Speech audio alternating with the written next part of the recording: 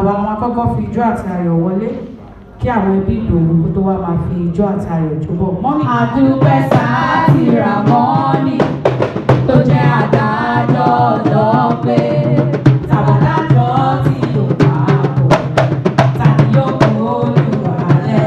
Olúwa ò ṣe é, àdúpẹ́ òre.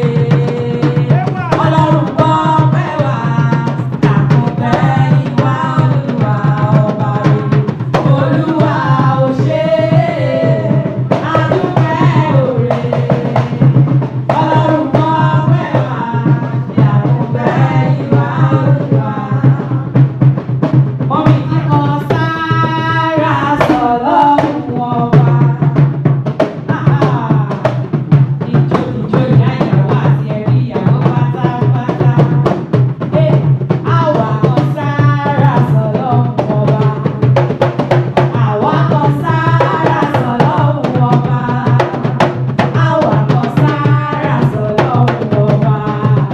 Ọba tí ó dójú àdúrà ti wá. Kò máa máa já ṣe tí ó wọ̀rùn wá o. Àwa kan sára sọ bí lókèrè o.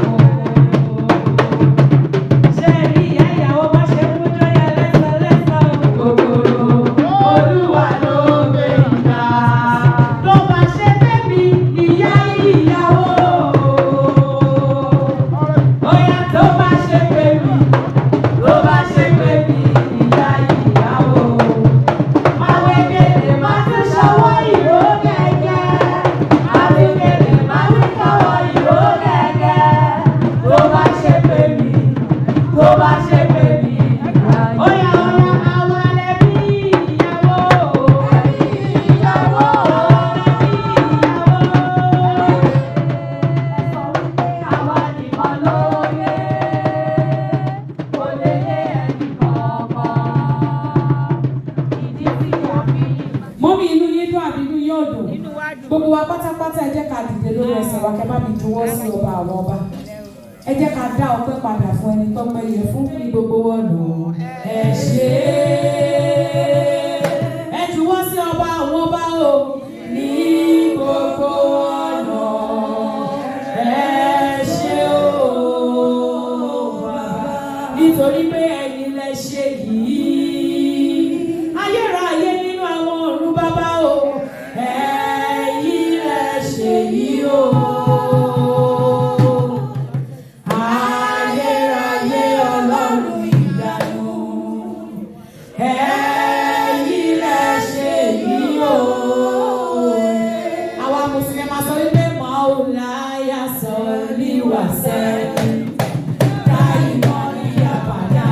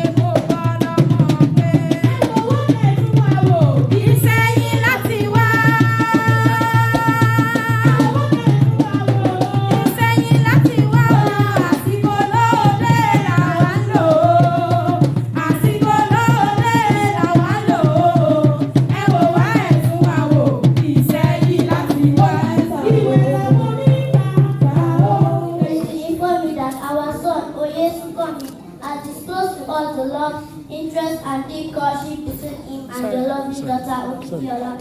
We are well aware that there exists mutual relationship between him and your daughter.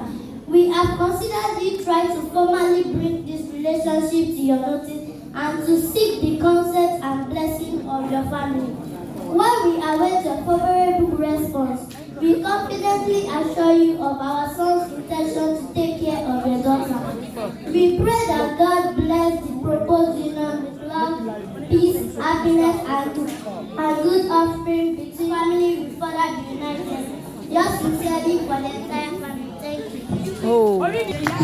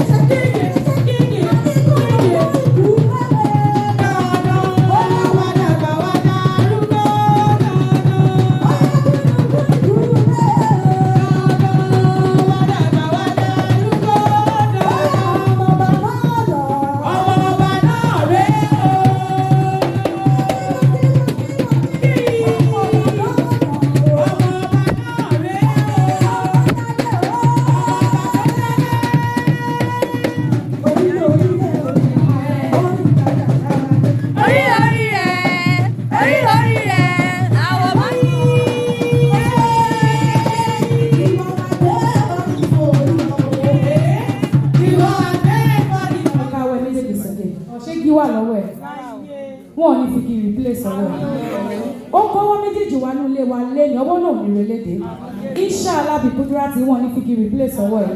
Let us see your two legs, put your hands down. Mo yẹ bó máa yọ pọ̀ ní kó lè di bí jẹ́ ó tún ṣe leg work. Mọ́mí àti dáàdì ó kásẹ̀ méjèèjì wọ nílé wa lẹ́ni kò ní lo crutches. You will not suddenly be on the wheelchair.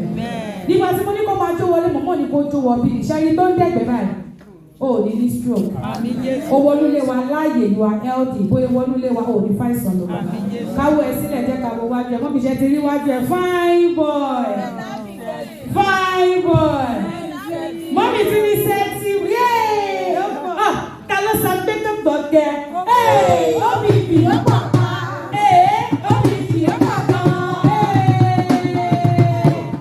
Ta ló sọ pé tó gbọ̀gẹ́? Ó bí ìbí ó pọ̀ pa. Ó pọ̀ gan-an. Ẹ̀rọ yóò láwọn kan tó bá kẹ́yìn sí ọgbọ́n wọn fẹ́ lè gùn yín lójú. Edward kò sí ké wájú kò sí ké lẹ́yìn you see ìsúké inshallah bìkúdúrà. Ó yá bẹ̀rẹ̀ díẹ̀ báyìí. Bẹ̀rẹ̀ díẹ̀ sí i. Ó yá Judy to the right and Judy to the left. Ó yá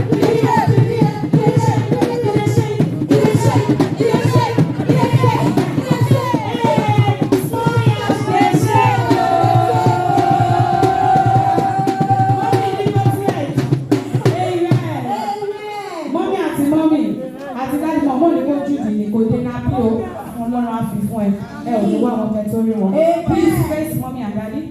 Ìdọ̀bálẹ̀ yìí by just 3. Bismillah. Ẹ̀ka tán kádàdà ẹ̀ka tán mọ́mí ẹ má ṣe school. Ẹ̀ka tán ẹ ṣe bí ó easy ẹ̀yin tí rúkú wa fẹ́ yàwó. Ẹ̀ka sókè. Ara wọn. Mommy now don't do like that. Ẹ má ṣe bẹ́ẹ̀. Bismillah. Mo máa gbọ́ máa gbọ́ ra wọn wà ní. Aramon, Bismillah. Aramon, Bismillah. Aramon, mommy I like that. Aramon, Aroyi, gently. Daddy àti àti gbogbo ẹbí dárí pátápátá ẹ bá mi ṣàdúrà fún. Bá mi gbàdúrà fún pé tí Oyesunkanmi ṣe ní ẹni kò ní bàjẹ́, ẹni kò ní fi ohun dúdú ṣopó. Ògbọ̀ṣọ́ ajílété, fóògò rẹ̀ la ṣe ń kọrin, ìlú tí a tẹ̀. Ọlọ́pàá sílẹ̀, ẹ bá tiẹ̀ fún mi.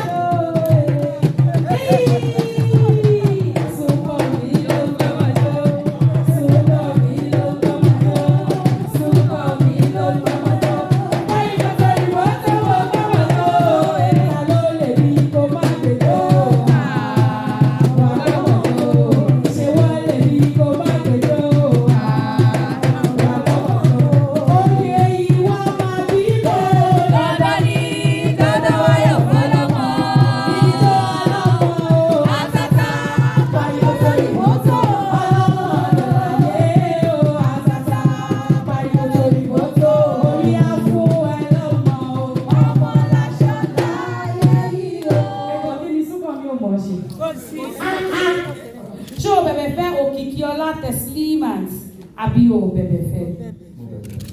Sọ̀rọ̀ sókè jàre àti mọ àwọn ará àwọn ọkọ tó fi mú kìkì náà nìyẹn. Ẹlẹ́ẹ̀kejì, I want you to speak louder. Ṣé o bẹ̀bẹ̀ fẹ́ Okikiola Teslimat àbí o bẹ̀bẹ̀ fẹ́? Mo bẹ̀bẹ̀ fẹ́. Fún àǹfààní àwọn tí ò gbọ́ Yorùbá, Oye, are you bebeing or you are not bebeing? You are what?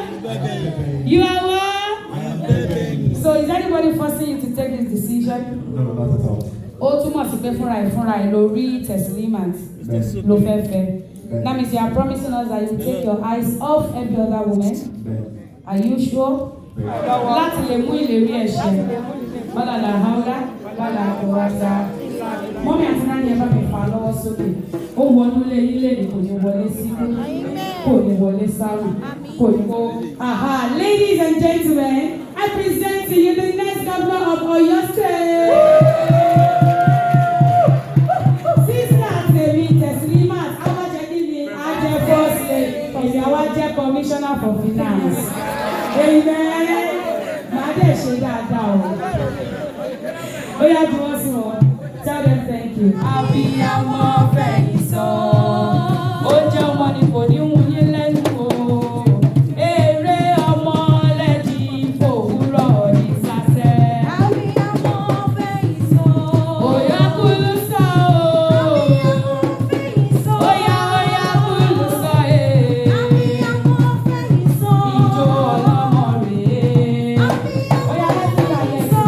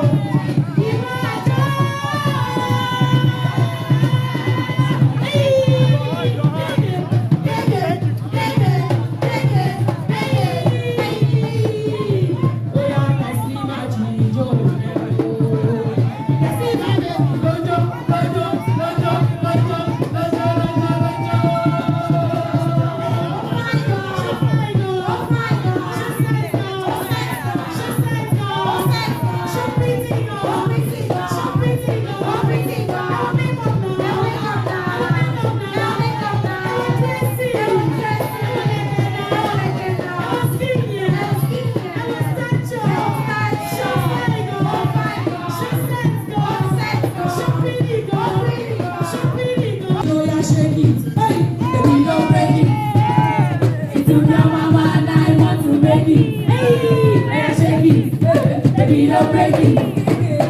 Think your mama and I want to take it. Oh yeah, you know don't stop, check it, do that, don't stop, go that, don't stop, take it, do that, don't stop.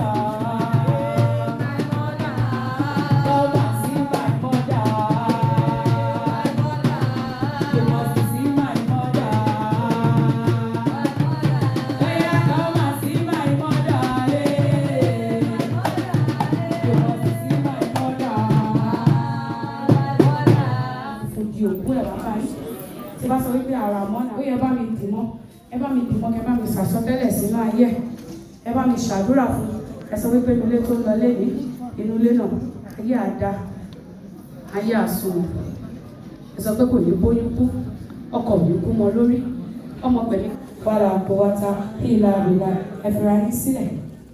Thank you. Ìsí máa ń máa má. Hosanna. Hosanna. Ayé ọmọ mo ṣọ. Hosanna. Ó yẹ ìrọ̀lẹ́ Hosanna. Ó yà mú tẹ̀síwá. Jùlọ lọ́nà gbogbo tẹ̀sí. Lójoojúmọ́ mo gbàdúrà bí mo ṣe lọ. Olúwa jọ̀ọ́ gbé mi sọ. Ó yẹ ìwà lórí àyà.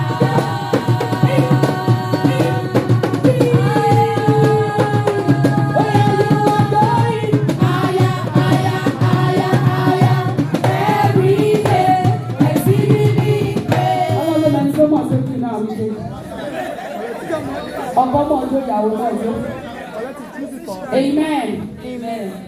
Tẹ́lẹ̀ bá ní àǹfààní láti mú ìyàwó lọ sílé ọkọ máa kọ́wọ́ inú ilé ọkọ ẹlẹ́rìí kò ní wọlé sí kò ní wọlé sáré wọlé ọlọ́run kan ṣoṣo tí kò pé méjì ò ní wọlé sí iṣẹ́ bá mi bí ẹsẹ̀ kejì ó bí ẹsẹ̀ kejì wọ inú ilé ọkọ ẹlẹ́rìí aṣẹ́ni lórí òṣìṣẹ́ lórí abatẹ̀wọ̀ ẹ̀jọ́ inú ẹ̀ wá fi gbọ́ ọmọ ẹ̀ dúró ẹ̀yìn ẹ̀ wá fi gbẹ́ wọn ọmọ ẹ̀ kàn ṣe rere ó má rí ìtàn láyé ẹ̀ bẹ̀rẹ̀ sí ní bàjẹ́ kò ní jẹ́ ìlú ẹ̀ wà á ráwọn ọmọ ẹ̀ gbẹ́jọ́ you will not labour for another to inherit in the name of Jesus bá mi bí ẹsẹ̀ karùn-ún ó bí ẹsẹ̀ karùn-ún wọ inú ilé ọkọ ẹlẹ́ni ó ní rógun breast cancer ó ní rógun cancer your seat will not be empty your seat will not be empty if Jesus carries you will do this for your children. You will do this for your children's children. Ayé ò ní ṣòfò. Lọ́jọ́ kan ayọ̀ wọn ní dídè ṣẹ́jú kan fún ẹ. Nígbà tó ń bọ́ lẹ́kọ̀ọ́ aṣọ tó fàìn ní mọ́mí ẹ̀ fi wẹ̀ wọ́n ní fi aṣọ funfun di òkú ẹ̀ padà lọ bá wọn. Ẹrù tàbí amọ̀ kì í tú mọ́mí ẹ̀ ò ní tú. Ẹrù tàbí amọ̀ kì í tú your new mom kò ní tú. Lórí ẹ̀wọ̀n ní fi mọ́ṣúárì da ẹ̀wọ̀n. In the name of Jesus. Owólúlé ìwà àyè. Owólúlé ìwà àyè. Owólúlé ìwà àṣeyọrí. You will be fruitful. Blessed shall you be in the morning. Blessed shall you be in the afternoon. Blessed shall you be in the night. The Bible says, he who finds a wife finds a good thing and a favor from the Lord. You will continually find favor. Your husband will find favor. I stand in my office and I pray for you. There shall be no divorce. There shall be no pain. There shall be no barrenness. There shall be no sorrow. There shall be no shame. In the name of Jesus. And the people of God will say, Amen. Kúnlẹ̀ síwájú mọ́mí àti dáàdì. Ilé ìyá àtúrà kò ní ilé. Ó ní wẹ̀rẹ̀wẹ̀rẹ̀.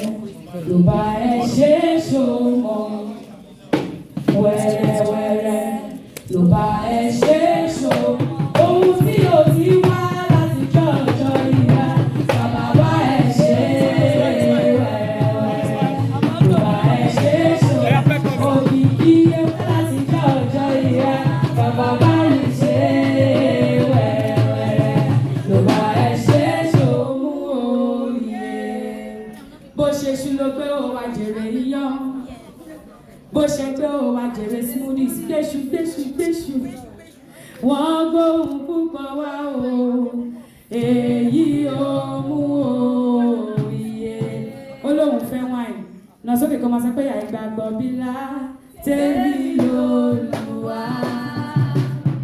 òun yóò sí flowing babies ìwọ náà káàkiri ẹ̀ a máa sọ pé ẹni fìlà gbígbá wo rí ẹ lórí adé ẹni fìlà gbígbá wo rí ẹ lórí adé bóyá ẹ máa torí mi ẹ máa torí mi. Ó ní bá mi ṣòtítọ́ olólùfẹ́ mo fẹ́ tòótọ́ bá mi ṣòdodo mo fẹ́ ọ pẹ̀lú òdodo.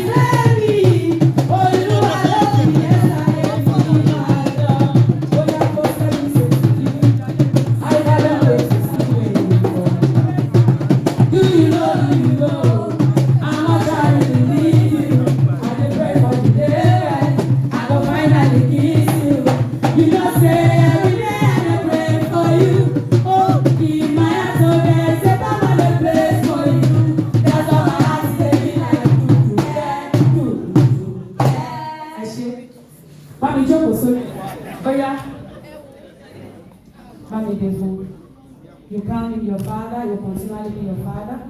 Crown him the father of your children, and then you leave that shame in the name of Jesus. Now hold yourselves and pray for each other.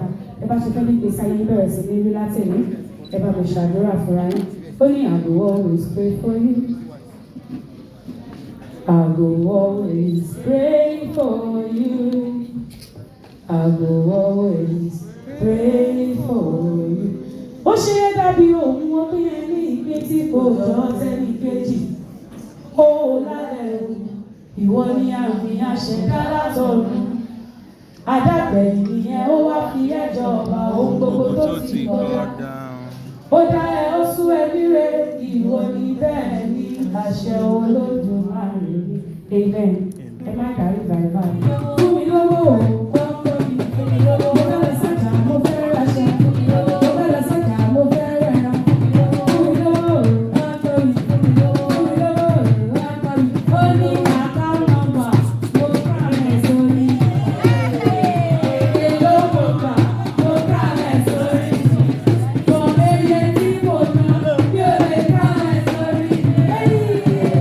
Account number mo promise sórí. Èlò mo gbà mo promise sórí. Méye tí mo ná bí o lè promise sórí. Sọ pé àwọn ìjọba money. We bless the name of God the Father, and of the Son, and of the Holy Spirit. Èdìdí ìfẹ́ ni kò ní dédìdì ẹkún. Tẹ́ bá wo orí ìyẹn kò lómi, ìfẹ́ yóò ní lómi. If you look at that ring, there's a beautiful dot on that engagement. Beautiful children will surround the table. In the name of Jesus. Ní sọ́ọ̀lù ra yín, there shall be no divorce. There shall be no divorce. There shall be no separation. You will not endure this marriage. You will enjoy it to the fullest. In the name of Jesus. In Jesus' name we pray. Amen. Okay, you place your hand on the Bible. Bọ́kọ́ náà ká yẹn, lọ́wọ́ yẹn sókè fún gbogbo èèyàn. No, the left one. Ọwọ́ ẹ̀ lọ sí gbogbo èèyàn. Mọ́mí àti dáadé ṣe rúrù ká níbẹ̀. Kò ń ṣe second hand original. Now place your hand on the Bible in the name of God the Father. Slowly. Make sure kó ń rẹ́rìn-ín o. Oyè wọ́n jẹ́ kó máa rìn. Tó bá rìn ẹ̀ kó máa rẹ́rìn-ín. In the name of God the Father, place it on a finger. Place it. Hey, Olúwa. And of the Son, slowly. Marẹ́rìn àbí kò rìn ẹni. Oh my God. And of the Holy Spirit. Amen. And the people of God will say, Daddy, I will be Daddy just like Daddy. And follow my lead. Mommy, I love money. I found a man. Beautiful and sweet. I'll never leave you and there's someone waiting for me. Cause we were just eating with Otto, Italawa. Please, that's your cake. That's your cake. Let's start the cake. What we've been waiting for has come to pass. See what the Lord has done. See what the Lord has done. Can you see what the Lord has done? What we've been praying for has come to pass. See what the Lord has done. Ladies and gentlemen, I present to you Mr. Oyesunkanmi and Mrs. Did you hear that? And Mrs. Okikiola and Idowu. Can I have a round of applause? Oh yeah, my body, let's do the official handing over. And my job. I love you. Libobo ayé mi. Ṣọba. Oya jẹ́ǹde lọ́lẹ̀. Bàbá mi retí ọmọ. Màrí mi ò retí. Bàbá mi retí ọmọ. So I love you. Ọmọdé bá fẹ́ mi.